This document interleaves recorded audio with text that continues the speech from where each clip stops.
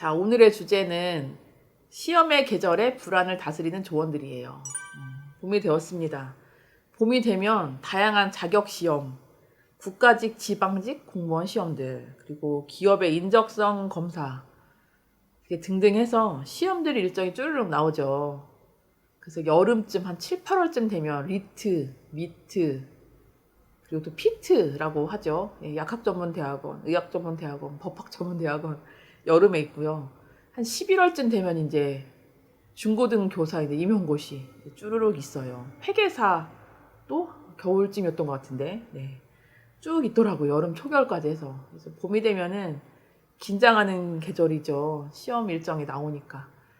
시험이 딱 며칠 날 정해진다. 그러면 이제 그때부터 이제 그때까지의 이제 계획을 쭈르륵 또 세우시고 매일매일 분량도 정하시고 그렇게 시작을 하시는데, 네, 그때 필요한 몇 가지 조언들을 한번 오늘은 드려보려고 해요. 첫 번째는요, 시험 준비하실 때 계획 세우시잖아요. 뭘 하든지 계획은 반드시 필요해요. 그런데 계획을 수행할 때 우리가 꼭 기억해야 될 게 있어요. 그 계획은 100% 실행해야 계획인가요? 아닌가요? 어떻게 생각하세요? 100% 해야 계획인 거는 아니죠. 네. 계획은 그냥 잘 그 시간들을 충실하게 그 분량들을 채우기 위한 그냥 안내자, 가이드라인 같은 거지, 내가 완벽하게 해야 되는 그 책임과 같은 게 아니라는 거. 그걸 기억해 주셔야 돼요. 왜냐면요, 계획이 정해지면 완벽하게 수행해야 된다. 이렇게 생각했을 때, 그렇게 생각하고 시작을 하면은, 그날 오늘 하루 계획된 분량을 못했다. 그때 얼마나 죄책감이 듭니까? 그 죄책감이 문제라서 계획은 책임으로 인식하시면 안 되는 것 같아요. 과제로 인식하시면 안 될 것 같아요. 그냥 안내자다. 내가 시험 볼 때까지 나의 공부를 다 빠뜨린 곳이 없게 하는 가이드라인이다. 안내자다. 가이드라는 것만 지금 생각해 주시면 좋겠어요. 이 죄책감이 왜 문제인지는 여러분들 잘 아시죠? 죄책감은 마음속에 찌꺼기처럼 남아요. 버려야 될 쓰레기처럼 이렇게 쌓이고 쌓이는데, 이 쓰레기들은 나한테 상처를 남기죠. 실제로 우리 방에 뭐 먹고 나서 버리지 않고 남겨둔 음식물이 있다고 생각해보세요. 냄새도 나고 파리도 꼬이고 결국 방 전체를 더럽게 만들잖아요. 이 죄책감은 그런 마음의 찌꺼기 쓰레기와 같아서 나의 자신감, 그리고 자존감, 내가 잘할 수 있다는 자기 효능감이란 말 요즘에 많이 하시던데, 그 자기 효능감에 상처를 냅니다. 사실은 우리는 그 자기 효능감, 나 이만큼 할 수 있어, 나 이렇게 잘했을, 어떤 작은 성과라도 내가 이렇게 해냈구나, 그 자기 효능감을 가지고 이게 나의 미천이 돼서 어떤 소스가 돼서 하루하루의 공부를 할 수 있는 에너지가 되거든요. 근데 이런 죄책감은 이런 자기 효능감을 자꾸 떨어뜨리게 되는 그런 요소가 돼요. 이 자신감이라는 건 진짜 갖고 싶다고 해서 되는 게 아니잖아요. 자기 효능감도 그냥 내가 갖고 싶다고 해서 갖는 거 아니잖아요. 매일매일의 습관, 일상 속에서 느끼는 것들을 통해서 만들어지는데, 죄책감과 멀어지려면은 이 계획은 반드시 완수해야 될 책임감으로 인식하지 마시고 그냥 안내자다. 오늘 내가 이만큼 하면은 시험 때까지 빠뜨리지 않고 다 할 수 있어. 이런 안내자로 생각해 주시면 도움이 될 것 같아요. 그리고 두 번째는요, 적절한 휴식 시간을 만들어 놓으셔야 돼요. 적절한 휴식 시간. 네. 우리는 사람이지 기계가 아니잖아요. 사실 기계도 전원을 오프하고 쉬게 해줘야 잘 작동하지, 전원을 끄지 않고 만약에 1년 12달 365일을 다 돌린다고 생각해 보세요. 그러면 그 기계는 반드시 고장나게 돼 있어요. 컴퓨터도 게임하느라고 한 일주일 그대로 돌려보세요. 나중에 렉 걸리죠. 그냥 재부팅 된다거나 꺼져버리는 날이 올 거거든요. 근데 우리는 기계도 아닌데 오죽하겠습니까? 네. 적절한 휴식 시간을 갖지 않았을 때 우리의 뇌는 어떤 일이 벌어지냐면은 1년 12달 365일 전원을 끄지 않고 돌린 기계와 같은 일이 벌어지는 거예요. 업무나 공부를 진짜 엄청 막 빡세게 했던 벼락치기 한 일주일 하는 뭐 그런 벼락치기를 한 일주일을 한번 보낸 후에 어땠는지 한번 생각해 보시면 어떨까요? 만약 그런 일주일을 보낸 후에 한번 그때를 한번 떠올려 보면은 밤에 자려고 누웠는데 머릿속에서 낮에 했던 그 업무들이 막 생각나.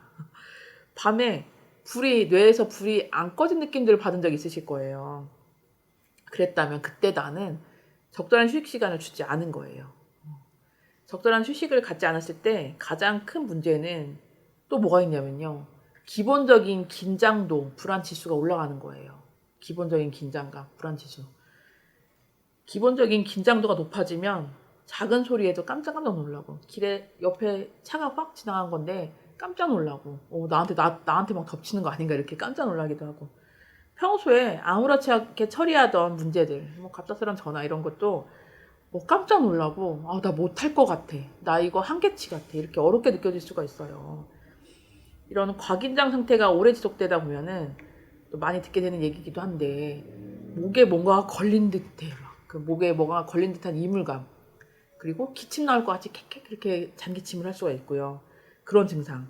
그리고 또 가슴이 막 쪼이고 답답해지는 증상. 저도 아침에 이제 유튜브 찍으러 오는데 가슴이 쪼이더라고요.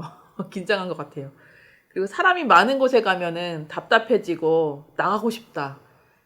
막 지하철이 막 들어오는데 이 칸에 막 꽉 찬 걸 봤을 때 답답해, 내가 저기를 어떻게 탈 수 있을까? 그런 조금 특정되지 않은 증상들을 느끼기도 해요. 이런 것, 지금 말씀드린 이런 것들이 불안에 대한 나의 반응이거든요. 이런 불안 반응들이 나타나기도 하는데, 이런 증상들을 느끼셨다면은 몸이 주는 신호를 생각하셔야 돼요. 몸이 주는 신호. 너 지금 조금 휴식이 필요해. 이완이 필요해. 이렇게 생각하시면 좋겠어요.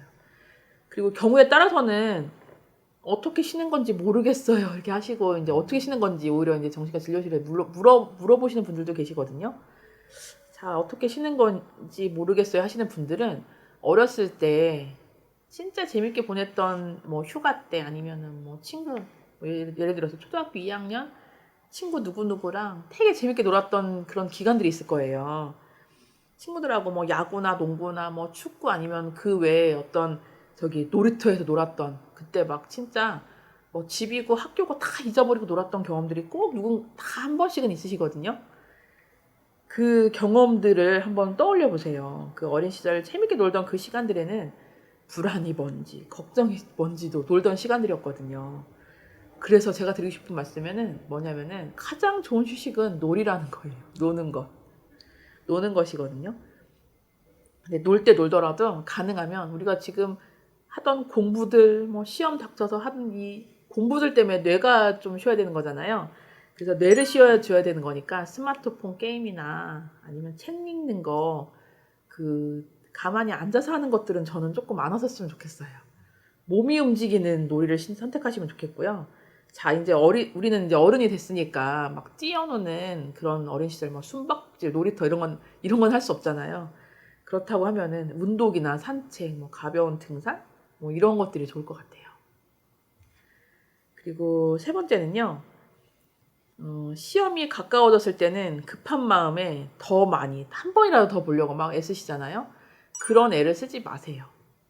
더 많이, 더 한 번이라도 보려고 막 닥쳐갖고 벼락치기를 하다 보면은 그 행동이 우리를 과긴장시켜요. 그랬을 때 우리의 뇌는 또 얼어붙게 됩니다. 얼어붙게 되는데요.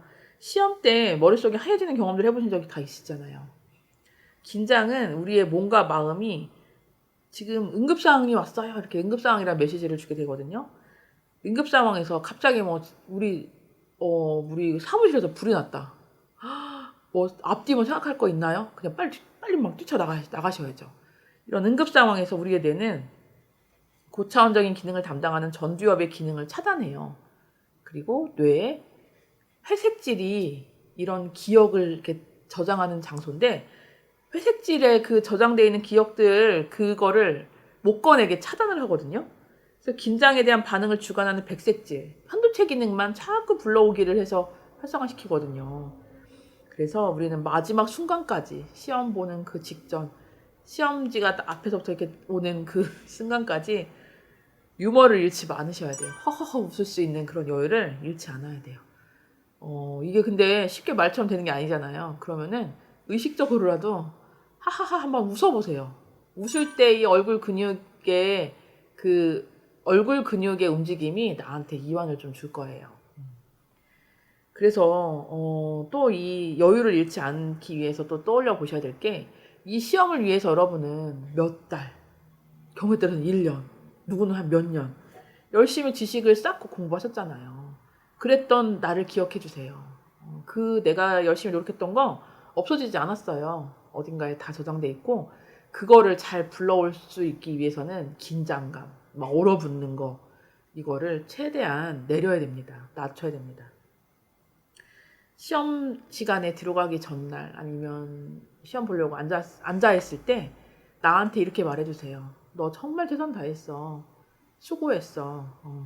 정말 수고 많았어. 공부 진짜 너 열심히 했어. 자, 스스로한테 말해주면서 격려하시면서 시험지를 받아보시면은 아무래도 조금 더 도움되지 않을까, 이완할 수 있지 않을까 싶습니다. 자, 우리 시험이 닥쳤을 때는 이 시험이 세상의 전부 같죠. 이 시험만 끝나면 고생 끝, 낙이 이제 시작할 것 같은데, 천국 시작, 이렇게 세상의 전부인 것 같이 간절하고 전실해지는데요. 그리고 꼭 됐으면 하는데요. 맞아요. 꼭 됐으면 좋겠고 절실하고 정말 간절해요. 시험에 합격하는 것이. 그런데 사실은 시험에 합격한 이후에 그 다음 주어지는 나의 일들 아니면 공부들, 시험 합격 후에 시작되는 그 생활은 다시 또 다른 시험을 보기 위한 일상의 연속이거든요. 그래서 우리는 긴 호흡을 해야 돼요. 긴 호흡. 심호흡 해보신 적 있죠? 심호흡. 심호흡 할 때 보면은 어깨를 숨을 들이셨다가 내쉴 때 우리는 나도 모르게 어깨에 힘을 빼게 되거든요. 어깨에 힘도 빼고 팔에 힘도 빼고 전신에 힘을 빼보는데, 우리는 이렇게 시험을 준비하면서 긴 호흡을 생각하시고 힘을 빼는 걸 꼭 하셨으면 좋겠어요. 시험 이후에 원하던 회사, 원하던 공부, 원하던 일을 하게 됐을 때 그때 사용할 긴장감과 유연함이 필요하잖아요. 그거를 남겨주시는 센스가 필요합니다.